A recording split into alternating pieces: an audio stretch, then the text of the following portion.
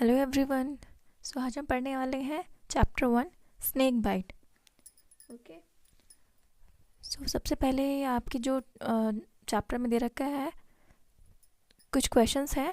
Have you ever teased an animal? What did your elders have to say to you? क्या आपने कभी भी किसी एनिमल को छेड़ा है? And what did your elders have to say to you? और आपके बड़ों ने क्या कहा है? How did the animal react? और उस एनिमल ने किस तरीके से रिएक्ट किया है? Did you think about how the animal felt? क्या आपने सोचा है कि जानवरों को कैसा लगता होगा? In this story the narrator's Raja is an innocent young boy. तो ये जो कहानी है इसमें एक नैरेटर जो कहानी सुना रहा है उसका नाम राजा, जो इस कहानी में जो मेन कैरेक्टर है छोटा बच्चा उसका नाम है Raja. He is adventurous and like to meddle with creatures like snakes and bees. वो बहुत एडवेंचरस है, ठीक है। His grandparents are concern about his well being and safety. और जो उसके ग्रैंड पेरेंट्स हैं उन्हें बहुत ज़्यादा फिक्र है उसकी सलामती के, उसकी सुरक्षा के लिए। Okay. Once when a bee sting him they think he has been bitten by a snake. उसे एक बार मधुमक्खी ने बाइट कर लिया था, काट लिया था, तो उसके ग्रैंड पेरेंट्स को लगा कि उसे सांप ने काट लिया है। His grandfather takes him to a man whom he believes can cure snake bite।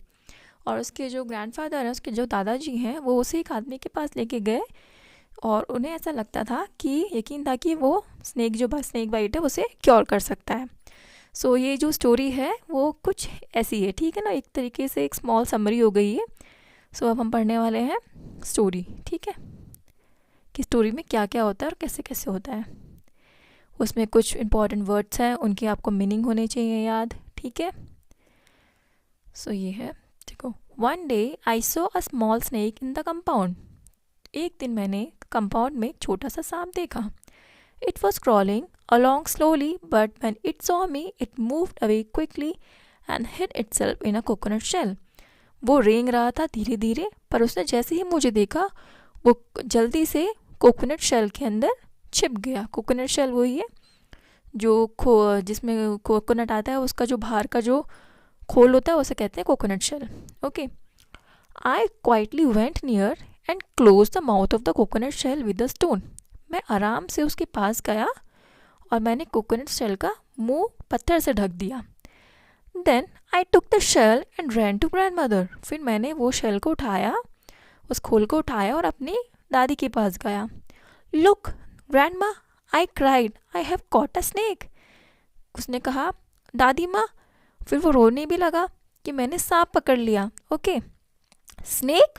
उसकी ग्रैंड मदर बहुत ज़्यादा चौंक गई, एक डर में, ठीक है। She was shocked. वो एकदम घबरा गई, मतलब वो एकदम शॉक्ड हो गई। शी क्राइड फॉर हेल्प, वो मदद के लिए रोने लगी। ग्रैंडफादर केम रनिंग, जो उसके दादाजी भागते हुए आए।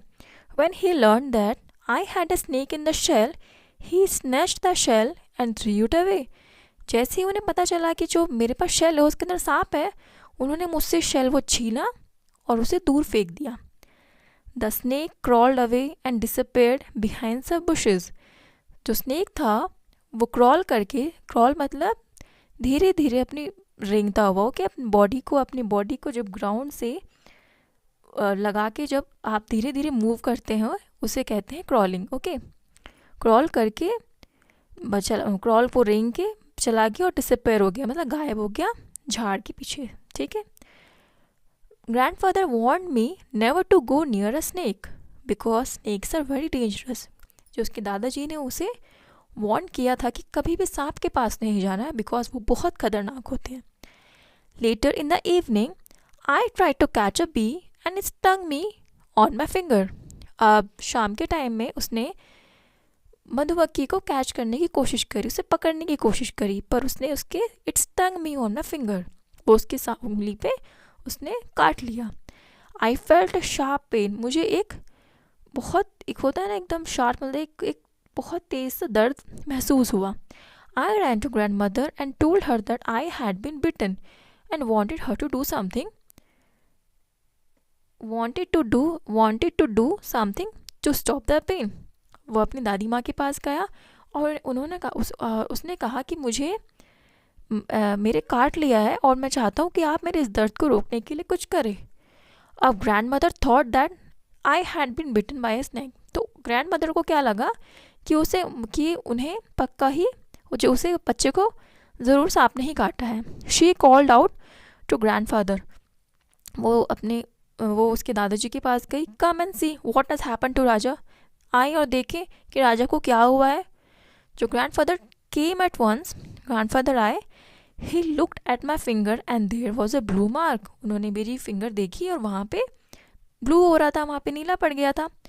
Without a word he took me in his arms and started running. बिना कोई भी वर्ड सुने उन्होंने मुझे गोद में लिया और भागने लगे। He ran across the garden through the paddy fields. वो बगीचे से गए, पैडी फील्ड्स वहाँ से गुजरे। He ran and did not stop until he reached a small house quite some distance away from our home. वो भागते रहे और जब तक नहीं रुके जब तक वो एक छोटे से घर जो कि उनके घर से थोड़ी ही दूरी पर था वहाँ नहीं पहुँच गए।